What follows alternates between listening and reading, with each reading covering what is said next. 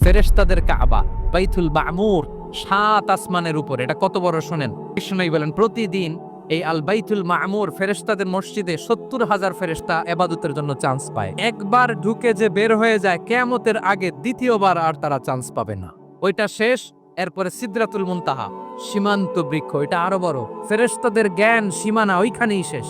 এর উপরে কি হয় ফেরেশতারা আর জানে না। সিদরাতুল মুনতাহার এরিয়া শেষ, এরপরে শুরু হয় আল্লাহুল মাহফুজ, কোরআনের বাড়ি। এটা মিন দুররাতিন বাইদা, সাদা ঝকঝকে ডায়মন্ড দিয়ে আল্লাহ বানাইছে। আমাদের সবার তাকদীর ভাগ্যলিপি ওইখানে লেখা। ওইটা শেষ, এরপরে শুরু হয় লা জামান লা মাকান এরিয়া। ওইখানে কোনো জামান নাই, মাকান নাই, no time no space area শুরু। ওইখানে কুরসি, যেখানে আল্লাহ পা রাখেন বা কুদরতি পা রাখেন।